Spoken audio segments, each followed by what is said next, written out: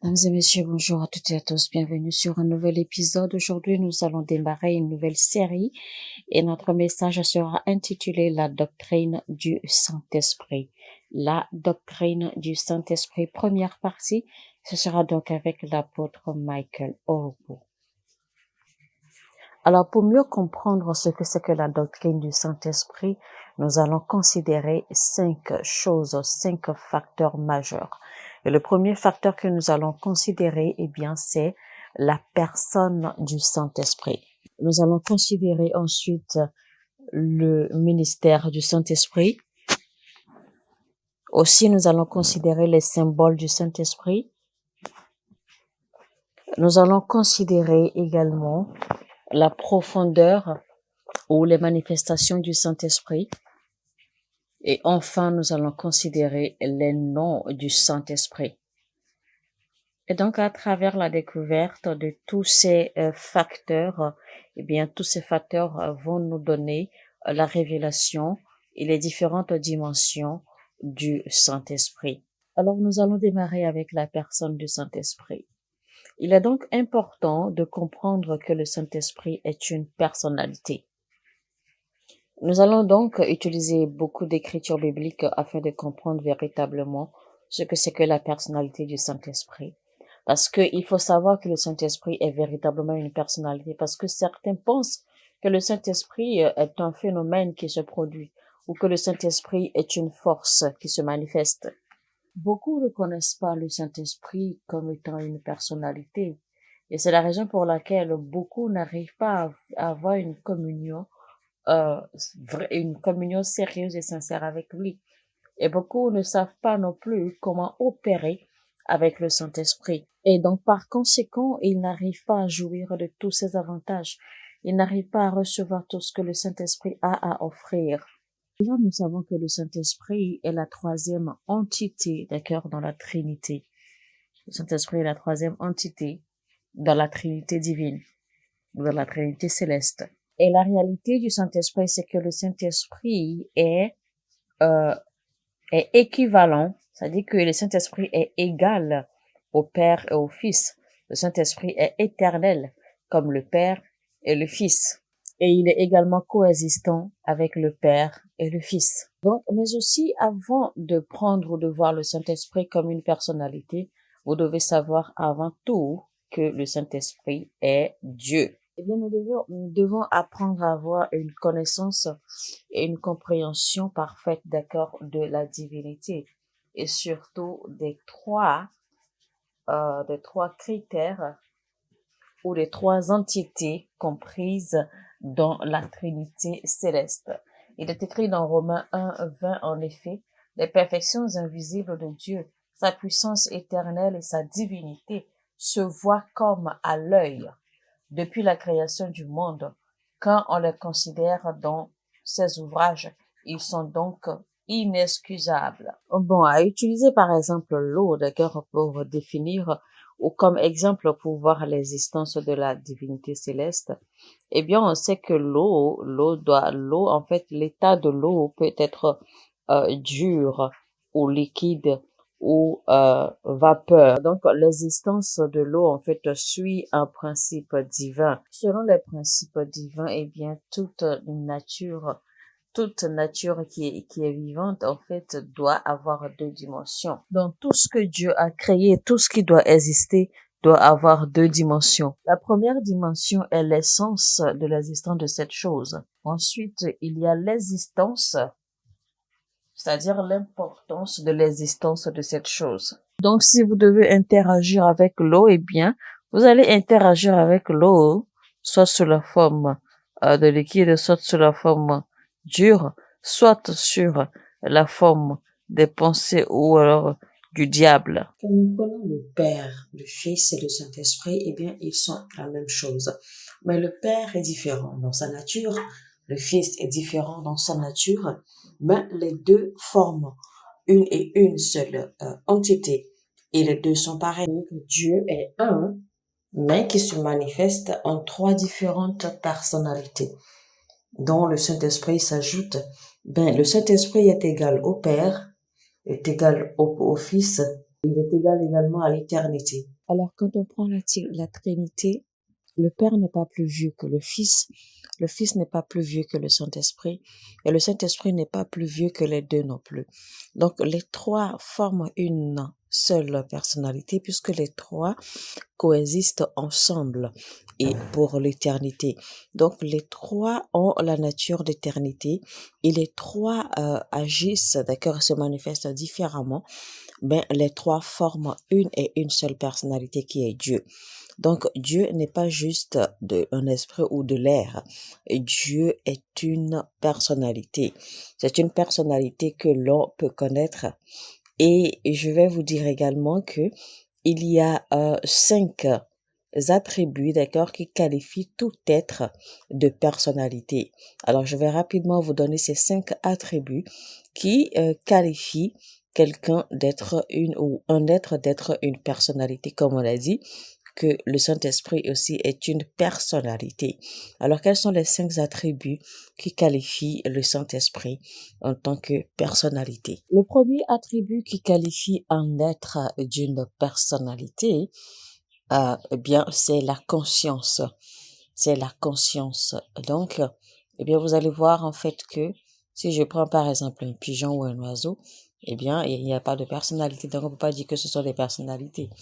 Le Saint-Esprit a une conscience. Dieu a une conscience. Et donc, ça fait le premier attribut. Le deuxième attribut, eh bien, c'est que l'être a des pensées. D'accord? Que l'être a des pensées. Le Saint-Esprit a des pensées. Dieu a des pensées. Troisième attribut qui qualifie un être d'être une personnalité, eh bien, c'est la volonté. Donc, une personnalité ou une personne a de la volonté. La quatrième qualité ou le deuxième attribut, eh bien, c'est l'émotion. Dieu a de l'émotion.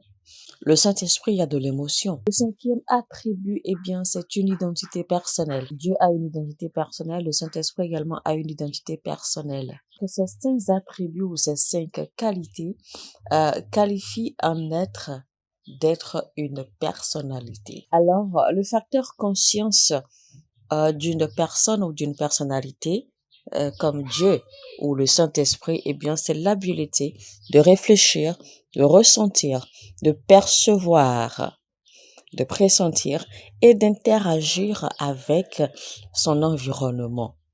Donc, vous savez que Dieu ressent, Dieu perçoit, Dieu interagit avec nous. De même que le Saint-Esprit interagit avec nous.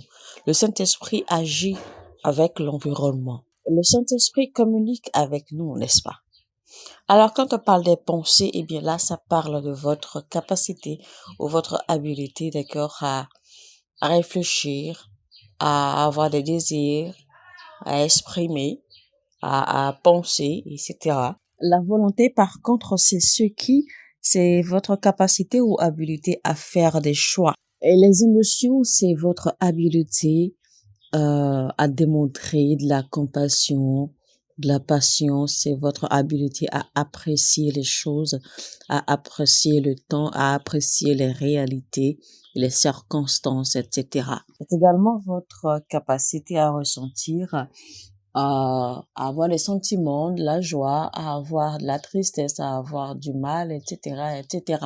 Donc, si vous avez ces 5 attributs, eh bien, vous êtes qualifié d'une personne, tout comme le Saint-Esprit et Dieu le Père. Donc, ce sont des personnalités. Le cinquième attribut qui est l'identité ou la reconnaissance de son identité, eh bien, c'est la capacité que vous avez, d'accord, de connaître votre valeur, de connaître votre poids, de connaître ce que vous valez, d'accord, véritablement en tant qu'être. Donc, le Saint-Esprit possède ces 5 attributs.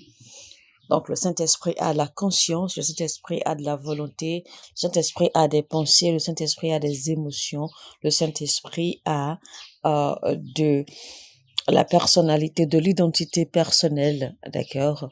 Et donc, voilà. Donc, si on doit parler maintenant de la conscience ou bien le facteur conscience du Saint-Esprit, alors nous allons lire Romains 8.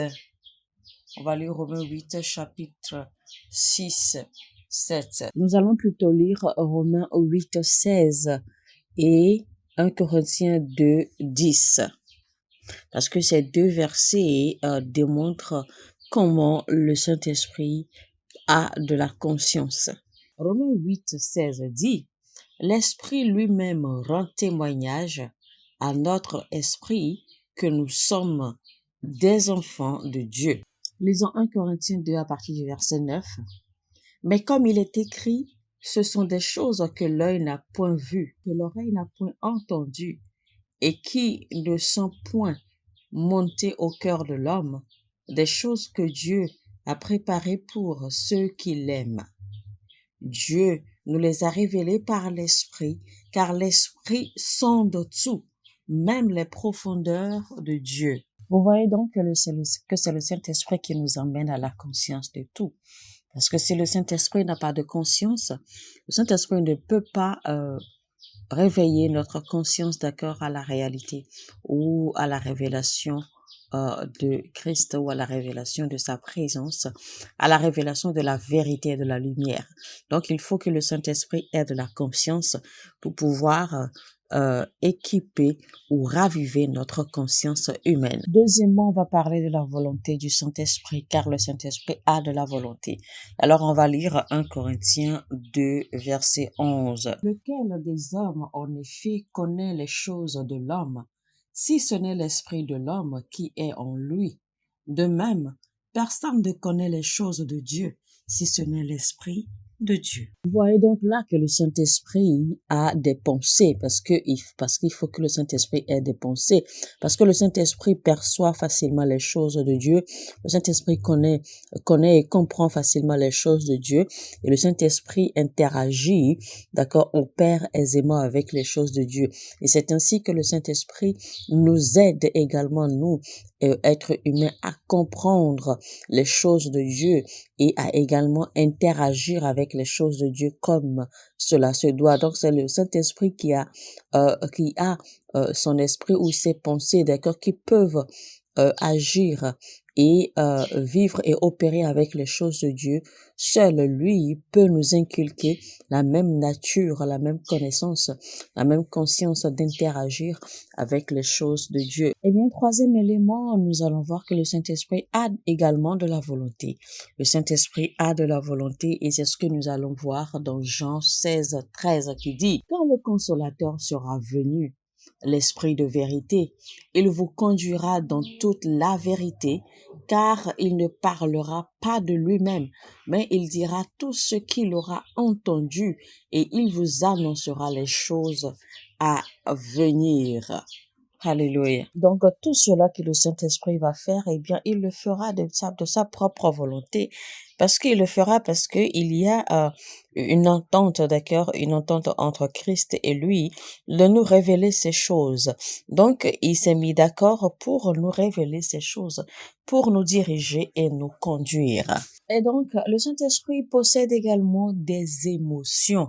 On va voir cela dans Éphésiens 4:30 qui dit, n'attristez pas le Saint-Esprit de Dieu par lequel vous avez été scellés pour le jour de la rédemption. Vous voyez, donc il faut que quelqu'un ait des émotions pour être attristé. Donc si la Bible dit de ne pas attrister le Saint-Esprit, ça veut dire que le Saint-Esprit peut avoir de la douleur. Le Saint-Esprit peut avoir de la joie.